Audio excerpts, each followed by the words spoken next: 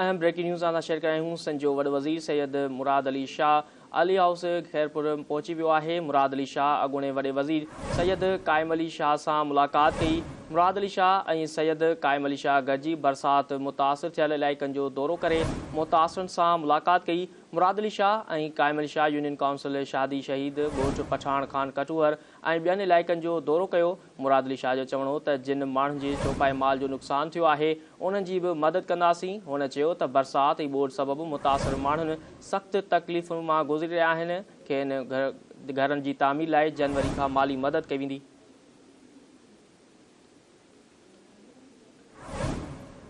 अहम breaking news सां share कया आहियूं। संजो वॾो वज़ीर सैयद मुराद अली शाह जीलानी हाउस खैरपुर पहुची वियो आहे। मुराद अली शाह अॻूणे वॾे वज़ीर सैयद क़ाइम अली शाह सां मुलाक़ात कई। मुराद अली शाह ऐं सैयद क़ाइम अली शाह गॾिजी बरसात सबबि मुतासिर थियल इलाइक़नि जो दौरो करे मुतासिरनि सां मुलाक़ात कई। मुराद अली शाह ऐं क़ाइम अली शाह यूनियन काउंसिल शादी शहीद ॻोठ पठान खान कठूअर ऐं ॿियनि इलाइक़नि जो दौरो कयो।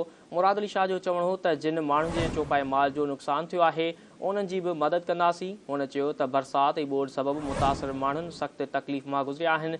खेनि घरनि जी तामीर लाइ जनवरी खां माली मदद कई वेंदी।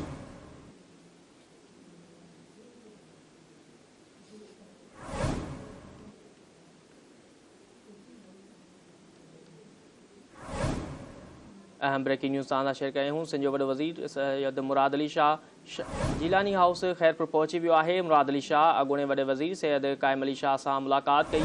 मुराद अली शाह ऐं सैयद क़ाइम अली शाह गॾिजी बरसात सबबि मुतासिर थियल इलाइक़नि जो दौरो करे मुतासिरनि सां मुलाक़ात कई। इन हवाले सां वधीक अपडेट मालूम कंदासीं। असां सां गॾु टेलीफोन लाइन ते मौजूदु आहे धरती टीवी जो रिपोर्टर शबीर फलियो। जी शबीर, छा अपडेट्स आहिनि इन हवाले सां आगाह कजो। जी बिल्कुलु तव्हांखे ॿुधाईंदुमि। खैरपुर में जेको आहे वज़ीर आला सिंध जेको आहे दौरो कयो।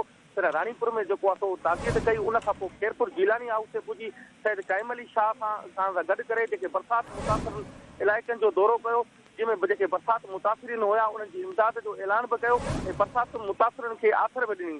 साइमन वज़ीर आला सिंध उन खां पोइ जेको आहे सेवन हादसे में पहुची वियल 21 ॼणनि जे तॾे ते जेको आहे पहुची वियो ऐं उते संदनि जी ताक़ीद कई। ऐं वज़ीर आला सिंध सां गॾु जेको आहे अॻूणो वज़ीर आला क़ाइम अली शाह ऐं वज़ीर बलदियात नासिर शाह ऐं MP जेको आहे मुनवर वसाण बि संद सां गॾु हुया। जी